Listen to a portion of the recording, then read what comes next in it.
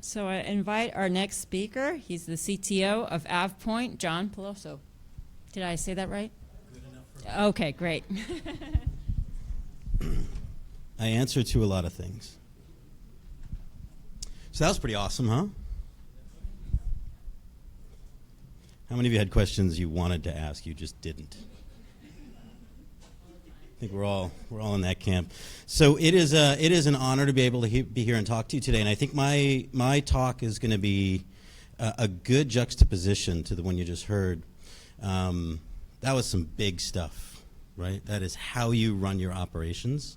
I'm going to talk about a very specific topic area, and it's one that is resonating for us in AvePoint quite a bit, and that is the changing landscape of records management. I have had quite a few conversations, especially with federal civilian agencies recently, about things like the new NARA mandates. What is the status of permanent records? Can't we just stop printing emails? Because that doesn't make any sense. So I'll talk a little bit about some of that stuff today, and try to keep it fairly high level. So I'll ask a question. How many of you are you now, or have you ever been, responsible for records in an organization? Do we have any records managers here? Couple of folks. Okay. Awesome. Okay. So what I'll do is I'll talk a little bit about the NARA changes. This agenda actually has a little bit more content than we'll present today, but happy to have chat with all of you afterwards. So how many of you have become aware? Anybody go to the AIM conference earlier this year in the spring? Okay. So that's good. I'll sound really smart because you probably haven't heard this stuff yet. So the AIM conference was in April this year, and there was some pretty big news from the folks at NARA in their presentations. It's very clear that what they're trying to do is raise the profile of records management in federal agencies, and specifically to be more moving from this kind of librarian function where you're constantly chasing people to an important and critical role. Doesn't take politics to talk about how important every day the collection and retention of data is in our government. We have a responsibility to make sure that there's transparency in our government, right? So this is a critical thing. This is another big change. How many of you have dealt as an end user with records management burden? Let's call it that, right? So we'll talk a little bit about that, but one of the other goals is to reduce the burden of records management on end users. Guess why? Because if something's a burden on end users, what happens? They don't do it, right? They don't do it. Can we stop printing emails? So fundamentally, I started with AvePoint 9 years ago. I walked into an office that had a huge credenza. I've been in that office for 9 years. I've never put a piece of paper in that credenza, right? That's the way my business works. Obviously, I'm not subject to a lot of the same things federal agencies are. But think about how much we do every day that never gets to the printer. And so the fact that we'd have to print that out to handle it as a record is a really bizarre thing, right? So how can we take that leap forward into dealing with electronic records? Whoops. It's a fundamental flaw in the clicker. Just as a product guy, I want to tell you to put the black screen button next to the next slide button, but that's okay. Okay, a couple of targets. So these dates, important ones to be aware of. So this first one we've been dealing with for a while, right? By 2016, agencies have to manage all email in an accessible electronic format. The meter on that one is not going so well, right? Some agencies are far ahead of others, but that's a target that's out there. Here come the ones that have been getting a lot of press lately. By 2019, agencies will no longer accept, or NARA will no longer accept permanent records in paper format. They need to be in electronic format, okay? And then by 2022, they will no longer accept the transfer of any records that are in non-electronic form. That's the one that's causing a lot of panic right now, right? Because folks know that they need to start planning now for this. Clearly, and these are actually the slides from NARA, so I can't take any credit for them, but very clearly there's a few things up here that are interesting, and my favorite one is this, the shift away from a dual process for analog and electronic records. Creates a burden. I have agencies that I've talked to that said, we don't know how to do electronic records, so we print everything, right? Okay, you're in compliance, but think about that burden, right? Think about that burden. And then they also wanted to drive a lot of innovation in solutions and tools. As a vendor that sells records management solutions, the first question we get every time we talk to a customer, what do you think it is? Do you adhere to DoD 5015.2? Right? DoD 5015.2, while a great standard for its time, is very old, right? And isn't really built for the way people collaborate today in electronic records. So we'll talk a little bit more about that in a moment. Biggest roadblocks, and I agree 100%, and based off of my conversations that we've been having, your number one roadblock is going to be legacy. Legacy of the data and the systems you now need to think about, and legacy of mindsets. I have talked to some very forward-thinking agencies who say, look, I'm all on board, I just know how to get there from here, right? I have petabytes of files on a file share. I don't even know what I have. Where do I start? I have others that say, how could I have someone capture an email electronically? I wouldn't even know how to do that. So there's a legacy of process and there's a legacy of systems that we need to deal with. There is a cost, although I would say that in most cases, the cost and the burden of doing things the way that you're doing it today is probably costing more money than putting in a more automated, efficient solution. And then another big one is the infrastructure. So how is that collaboration that's happening today? You can't separate the collaboration in an electronic management initiative from the records portion of that, right? And we'll see that in a moment. So how many of you have heard of Fermi? I think I'm iffy on the naming of this one. I don't know if I would name my initiative the guy that built the first nuclear reactor. It seems like a possible really good thing, although there's some stories. But the Federal Electronic Records Modernization Initiative, right, is being driven here to really ensure that electronic records are brought into the future, treated the way they should be treated. A few more of these. There's a good site if you want any more information on the things that I'm talking about. Anybody aware of the NARA Records Express blog? It's actually a great blog. There's a lot of useful information up there. It's maintained by the Chief Records Officer of the National Archives.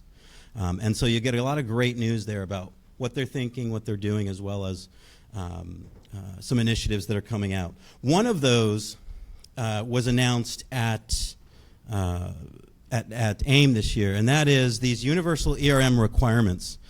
So if you want to know what a good electronic records program looks like, you can go on the Records Express blog site. You can find a link to this document. I believe they're even accepting comments still on this. And what they've done is NARA has outlined what a good records management solution for electronic records should look like, right? So this guidance is going out not only to agencies, but also to vendors. And the idea is that the two connect, right? We have a purpose-built system that can manage our electronic records the way they should be managed. There's also more than just lines in a spreadsheet. This is a really, really good one. This is a document on electronic management use cases. And this goes into great detail on things like, okay, there's a requirement called enabling functional records capture, but what does that really mean? What is the detail on that and the background? And so you can read up on that background as well. There is also, from a procurement standpoint, a new GSA Schedule 36 option for purpose-built electronic records management systems. And so the deal is, in order to get on this schedule, a records management vendor has to assert that they align with those ERM guidelines that you just saw. Right. Now, what about DoD 50? I should probably change that picture. Although it looks familiar, but I should probably change it. So DoD 5015.2 is somewhat problematic. We've done a deep analysis of those requirements, and to fully comply with DoD 5015.2 for a modern collaboration system such as SharePoint, you'd have to make that system essentially useless to comply with all of the recommendations or requirements in 5015.2. So it's not really built for electronic records. It's an older standard. There was talk at AIM about an initiative to upgrade this, right? So they're thinking about how they can take another look at that. That creates a problem for vendors who specialize in electronic records management, because it's great investment and it's great work to aim to a standard where most of the requirements you have to build will never be used by anyone, right? That's a tough one. So 5015.2, obviously for DoD, it's tough, right, because they're going to continue to be held to that. But hopefully they look at upgrading that standard, and in the meantime, we are encouraging agencies to look at those universal ERM guidelines. Now, how do you keep ahead of the whirlwind? So I don't know if you guys can read this, but it says the key to knowing when to panic is to start moments after someone says, okay, don't panic. We are seeing a lot of panic going on right now. Folks are thinking, I know how fast my agency moves, and to implement a solution for this is something that is going to take a while, specifically with eyes on the 2019 mandate. So that's no permanent electronic records will be accepted by NARA in anything other than electronic format. So guidelines here. Embrace the change but understand limitations. You don't have to do everything day one. I think that's worse in some cases than doing nothing, because you're not going to have a properly thought out strategic strategy. What is a strategic strategy? Don't ever have a non-strategic strategy. That's not smart. And then manage according to risk and value. It's just like security and compliance, right? We want to have a risk-based approach. Where's my greatest area of risk? And that's where I'll start my work. So, what are the moving parts of a records management solution? And so I'll go through these here, and in the process I'll talk a little bit about what we've seen agencies thinking and doing and planning for. So the first one is, actually the first two go together. So the first two moving parts of a records management solution really are, how do I know what I have? And once I know that I have it, how do I make sure I treat it properly? Right? And that ends up dealing with both retention schedules and data classification. Right? Why do I classify data? So I don't have to re-look at it every time to know what it is. That's why I classify data. Right? My classification, right, is connected to rules about how long I have to keep it, what I have to do with it, where is it allowed to be, who's allowed to see it, and where does it have to go eventually. Right? Those are retention schedules. Once that's done, I got to think about where I'm going to manage records.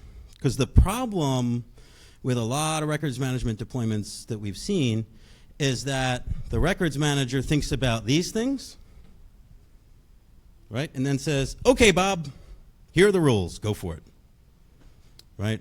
And now Bob's got to get his department or division or whatever following those rules. And so where am I going to manage those records?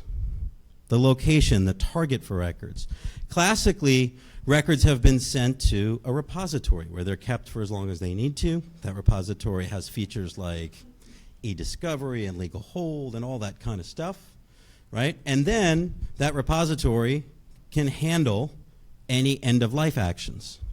The problem with that is we're creating now 2 copies of everything, right? And so a strategy that's being driven by the new electronic records management guidelines is an in-place records management strategy. And you'll hear Microsoft talk a lot about this. It's a very forward-looking way of thinking about it. But what if I never had to send the records somewhere else? What if I just made sure that the system it was in could handle the classification, retention, and expiration?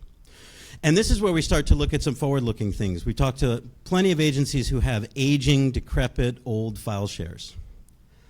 If you're going to start up your electronic records management initiative, is an aging, decrepit file share the place to do it? How are you going to analyze that file share, find out what's there? How are you going to track classification, right? How are you going to then enforce a life cycle? File share solutions don't have any of that, right? There are systems that have that. So are you going to move that content into another system, right? We have a lot of customers who are saying, okay, I know the file shares aren't very good for that, but what if I lifted and shifted that content, let's say, into Azure, right? Put it into either blob storage at its simplest or into a hosted system in Azure, right? I've got one agency right now that's making the decision to put it either in Office 365 or into SharePoint, right? These are very common things because of the content management capabilities of those systems, right? But I got to think about that. Where am I going to store that content? It should be, ideally, part of a larger effort to modernize your collaboration anyway, right?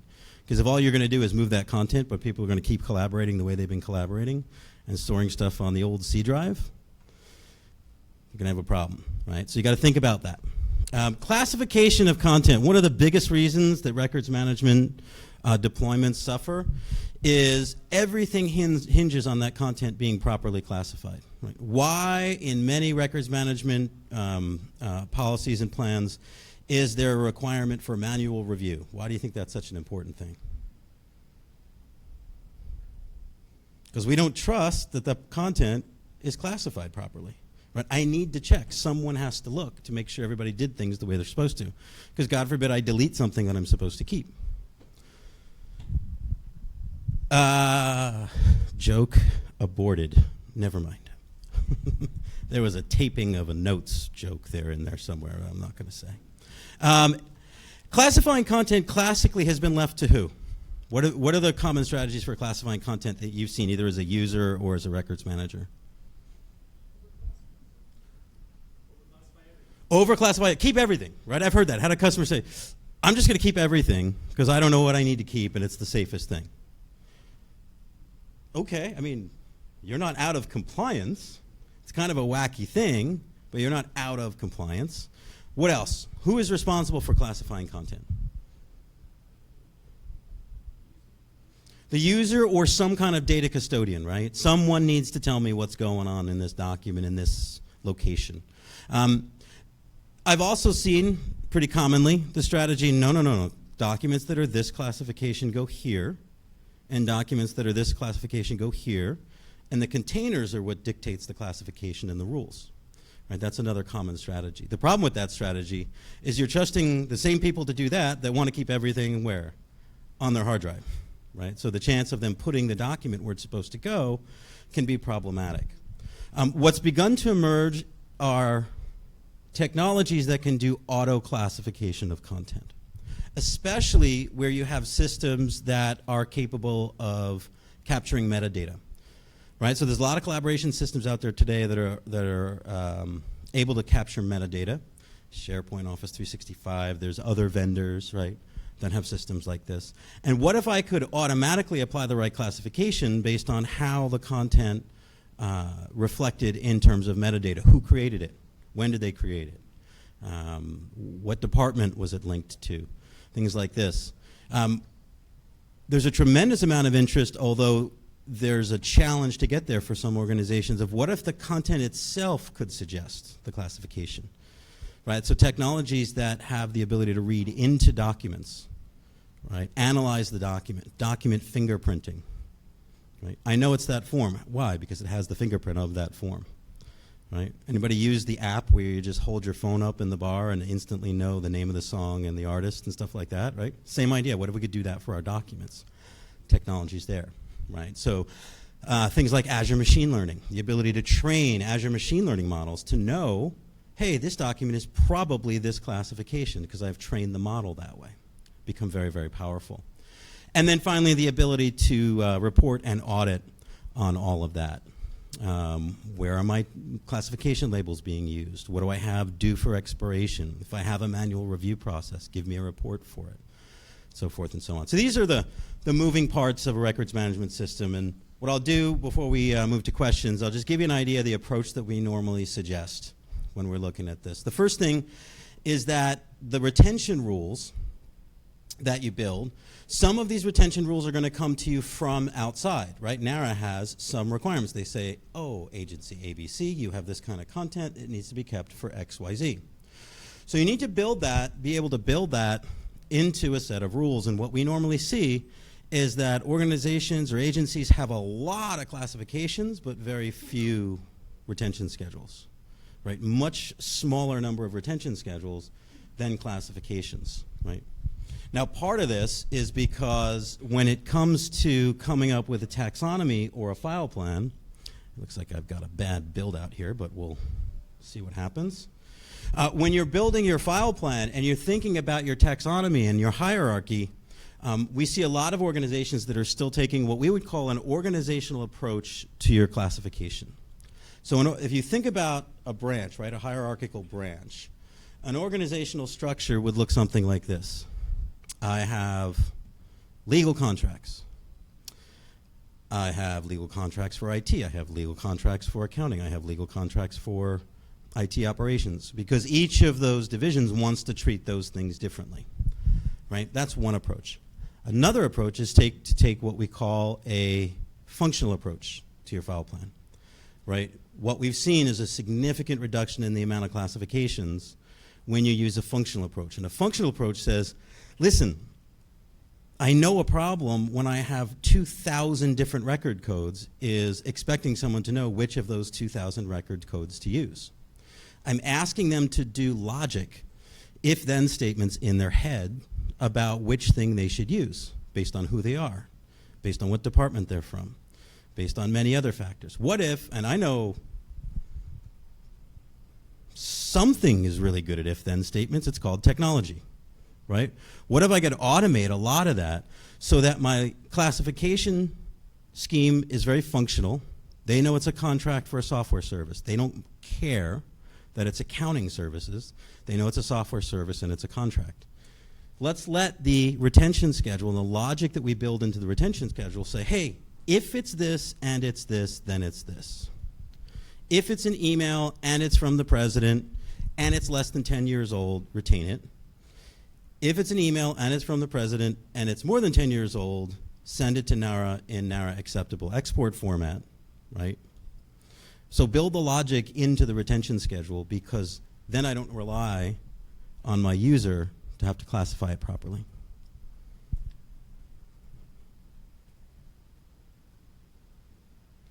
Okay, so that's basically the story here. Retention rules, that's your line in the sand. They're very outcome-based. A lot of times when we're talking to customers and we're doing planning session, we call them outcomes. What are the outcomes that you need, right? Once you have your outcomes, how are you mapping those outcomes to classifications, right? And then, what is your information architecture? Where do we need to apply these rules, right? Is it a system that can automate this stuff? And what is the process by which that data is going to be classified, right? How automated is it? What are we expecting of the end user? So, as I said, we've had a lot of interesting conversations over the last year or so with a lot of the public sector organizations around the topic of records management. So happy to take any questions that you may have.